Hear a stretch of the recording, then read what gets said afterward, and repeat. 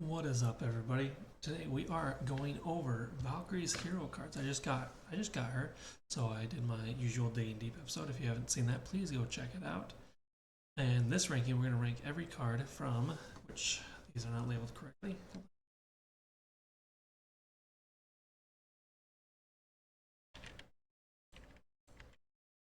4 down to 0. That's just how I do it to give me an overall average out of 10.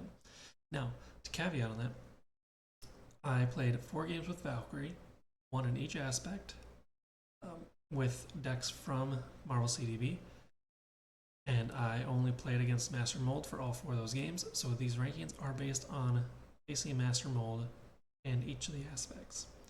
Please take that into thoughts, because these cards are my opinion during those 4 games. As I play more of her against other villain scenarios, I'm sure these will change. One will be higher and one will be lower depending on the scenario you play, as with all the other cards. So let's get into it. First, we are starting with her hero card. Hero card, I gave a 3. Now, she's a 1/2/1, which I kind of thought was kind of low for like Valkyrie. I feel like she should be stronger. I feel like Avengers should be just a little bit more beefier. But her ability to Death Perception here, actually play the set aside Death Glow upgrade as if it were in your hand, which is pretty nice because Death Glow is pretty much how her deck works. It boosts her stats when she gets her upgrades. It can ready her if you are going minion slaying. Hit points 12 and her hand size is 5. Moving on to her alter ego, Hilda? Mispronounce that. That is also going to be a 3. Where is it? 4 cost recovery, which is really nice. That's on the higher side. Average is 3. Set the Death Glow upgrade aside out of play. Okay. Now this day action, detach Death Glow and set it aside out of play. So this is good when, let's say, you're facing a villain who doesn't have a lot of minions. So you have Death Glow on this said villain because where else are you going to put it, right? And then if you get a minion out there, you can either flip to Alter Ego, or if you're already in Alter Ego and the start of your turn, you can detach it from the villain, flip over and attach it to the minion at that point. That way you can take care of the minion and then go back to the villain. Not a horrible ability, but during the Master Mold game, it was mainly always on the villain. I never had to detach it from. Moving on to Death Glow itself is going to be a 4, and we pretty much all know why, because it is the bread and butter of her hero pack. It's a 1 cost upgrade.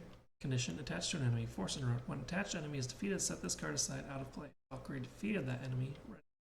So really great. Like I said, for minions, you put it on a minion, you attack it, and if you defeat it, you get it ready back up. This also includes events, because your event attacks, because that's kind of an extension of Valkyrie. Unless if I'm wrong, please let me know.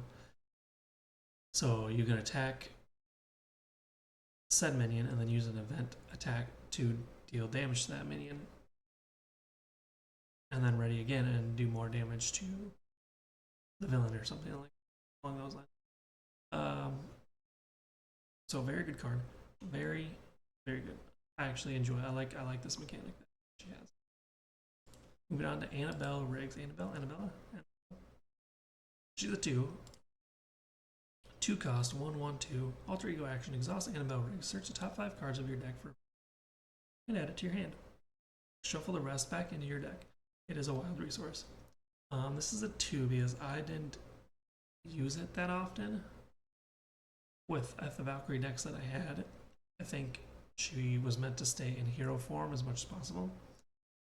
So I did have her down, I think, once, which her ability is really nice to find like any attack events or any upgrades that you need to put on.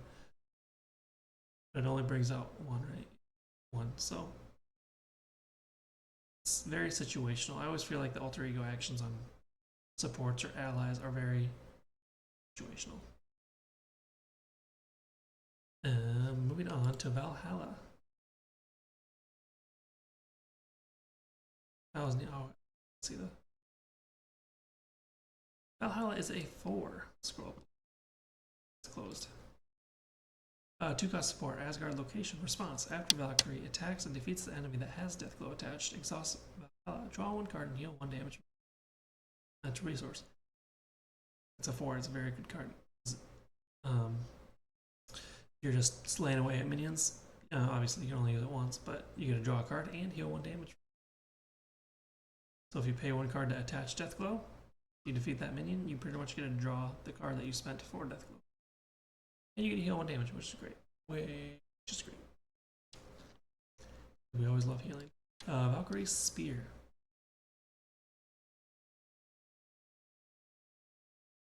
Spear. That is actually 2. 1 cost upgrade, Valkyrie's Spear. Asgard weapon. Restrict Valkyrie gets +1 defense, +2 defense instead while defending against the enemy with Deathglow attached. Strength resource.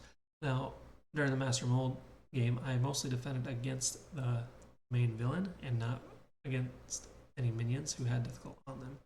So 1 defense just bumps her up to a 2, which is still helpful, but it wasn't.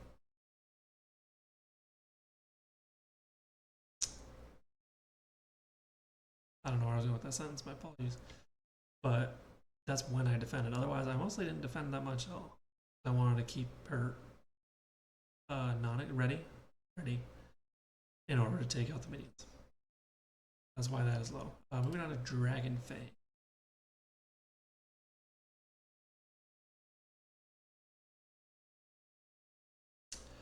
Dragon Fang is a 3.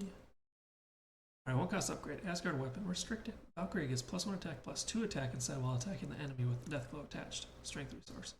So basically, if you're using Deathglow correctly, you got 4 attack on whatever you're swinging at, which is very good. Very good. It's only 1 cost upgrade too, so plus the 1 attack if you're attacking something that doesn't have it. It's still got 3 or 4 attack. Very good card. Very good card. But it is a 3 because you need to have Deathglow for the big boost here. Moving on to Aragorn. Aragorn is also a 3. Now the way these are, these aren't ranked by anything in the row themselves. They're just all 3s. No, not one's better, not one's worse. 2 cost upgrade. Asgard creature. Valkyrie gets +4 hit points and gains the aerial trait. Mental resource. Okay, so what is this? 3? Yeah, this is a 3. 2 cost upgrade. Valkyrie gets +4 hit points. Yeah, that's awesome. Valkyrie wants that. Actually, this may future bumped up to a 4 because 4 hit points is great. Bumps her up to a 16. Which helps prevent her to have the need to flip. And then there weren't any aerial cards in the decks that I played, but I'm sure probably get something decent with it. Alright, Flight of the Valkyrie. That is a 2 as well. It's a 2 cost upgrade. Response after the enemy with Deathglow is defeated. Discard Flight of the Valkyrie. Remove 5 threat from scheme. Energy resource. Now, even though threat was an issue a lot of the times, I didn't play this.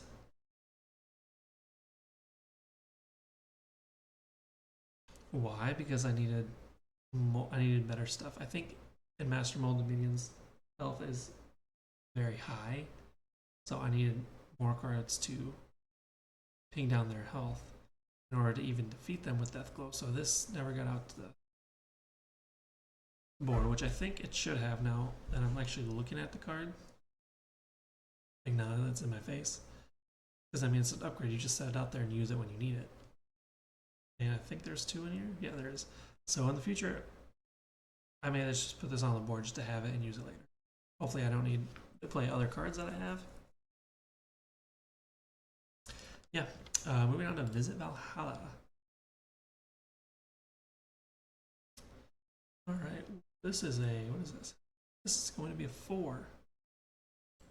0 cost event, wonderful. Alter Ego action. Return a Valkyrie card from your discard pile to your hand as strength resource. This is great when you flip And you need a card. You flip, you have this, you play it, get have at thee back into your hand. That way on your next turn you can flip back over and get rid of a minion or deal some massive damage. Very good card, especially when you're running your discard pile is pretty big. Moving on to Chooser of the Slain. Chooser of the Slain is a 2.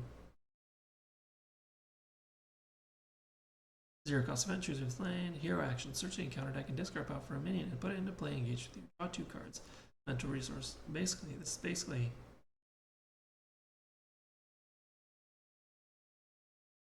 a Thor card, but kind of makes sense though. Kind of goes with the theme of Asgardians. So you get to draw 2 cards, 0 cost event, so you're gaining 1 card technically. But because Master Mold was so, his minions were so on the stronger side, like 3 attack and like, depending on the Sentinel, like 5 to 8 health at times.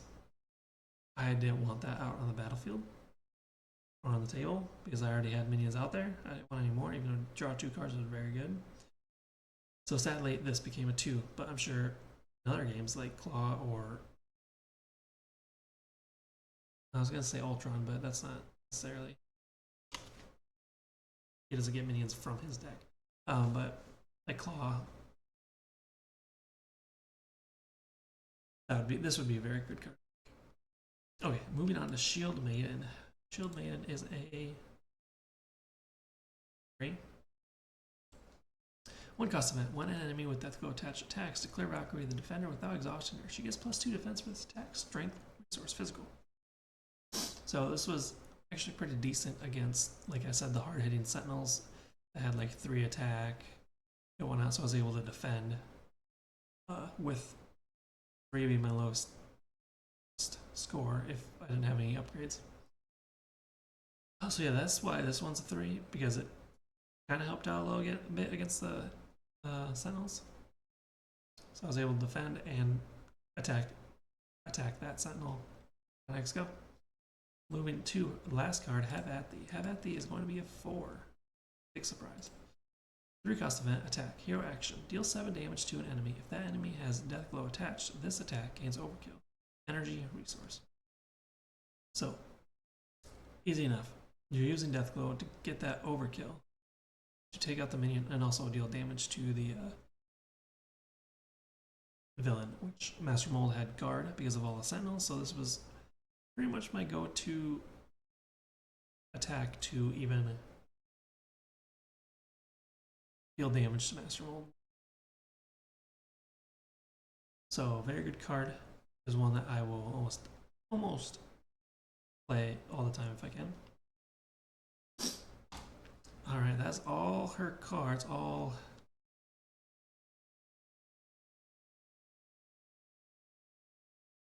13. So, and with that, we are going to be, sadly, after I did my own math, which I don't understand it sometimes, sadly, her hero ranking is 6.5 out of 10 based on my rank structure, which I don't think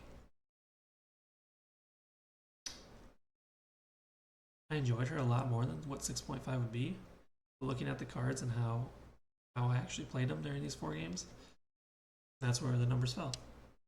I can't wait to play with her again, figure out how Deathglow works more. But other than that, please let me know what you think of Valkyrie in the comments below.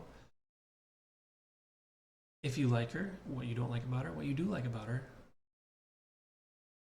and why D20 thinks she's the GOAT. Me. Otherwise, we will see you next time. Thank you for stopping by. Please like and subscribe, and we will, like I said, see you next time. Deuces.